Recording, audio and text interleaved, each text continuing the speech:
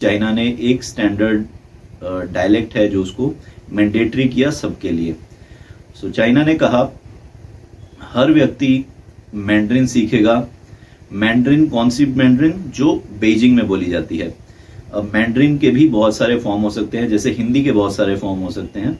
दिल्ली में जो हिंदी बोली जाती है वो एक अलग तरह की हिंदी है। आप उससे 50 किलोमीटर उत्तर प्रदेश में जाएंगे तो एक अलग तरह की हिंदी है। 50 किलोमीटर आप इस तरफ हरियाणा में जाएंगे तो अलग तरह की हिंदी होगी। और सिमिलरली 50 किलोमीटर आप राजस्थान की तरफ जाएं तो अलग हिंदी हो जाएगी, हिमाचल की तरफ अलग हिंदी हो जाएगी।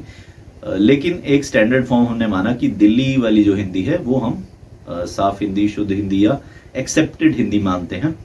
इसी तरह बीजिंग ने कहा, चाइना की गवर्नमेंट ने कहा कि बीजिंग में जो मैंड्रिन बोली जाती है उसको हम स्टैंडर्ड मानेंगे और ये हर व्यक्ति को सीखनी पड़ेगी। आप अपना लोकल डायलेक्ट भी सीख सकते हैं, जैसे साउथ में कैंटनीज बोली जाती है, शंघाई में शंघाईज बोली जाती है।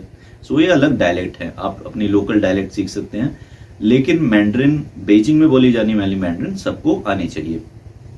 सो ये था पहला डिफरेंस जो रिटन फॉर्म होने की वजह से हुआ।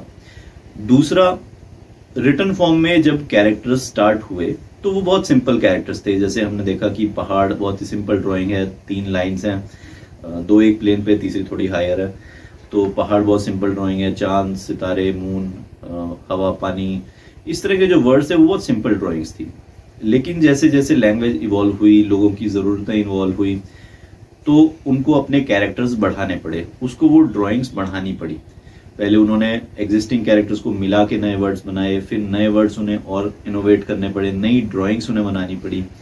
कुछ ड्राइंग्स के लिए उन्होंने पिछली ड्राइंग से रेफरेंस ली, उनको जोड़ा और नई ड्राइंग्स बनाई। कुछ उन्होंने एकदम नई ड्राइंग्स ही बनाई। इससे क्या हुआ? इससे जो उनकी नंबर ऑफ ड्राइंग्स थी वो बहुत एक्सीड हो गई। जैसे हम हिंदी या इंग्लिश में कहते हैं कि यहाँ पे 33 जो हैं अक्षर हैं, या इंग्लिश में 27 अल्फाबेट्स हैं, इससे ज़्यादा ड्राइंग्स नहीं हैं। क्योंकि ये जो ड्राइंग्स हैं यही मिलाकर साउंड्स बनाती हैं जिनसे हमारे वर्ड्स बनते हैं। लेकिन चीनी भाषा में हर वर्ड के लिए एक पर्टिकुलर ड्राइंग बनाई जा रही थी, जिसके लिए आपको हर नए आइडिया के लिए एक नई ड्राइंग भी इन्वेंट करनी पड़ रही थी। इससे क्या हुआ? इससे ये हुआ कि जो आपकी ड्राइंग्स थी उनका नंबर बहुत हाई हो गया और वो बहुत कॉम्प्लिकेटेड भी हो गई। ये अर्ली ड्राइंग्स की तरह सिंपल नहीं रही। अब ये जो ड्राइंग्स थी ये बहुत कॉम्प्लिकेटेड थी, इनको समझना और याद करना और इसकी प्रैक्टिस करना एक मुश्किल काम हो गया लगभग हर व्यक्ति के लिए जो किसी तरह के अपने रेगुलर काम में था। सो ये काइंड ऑफ एलीट लोगों के लिए ही एक लैंग्वेज रह गई।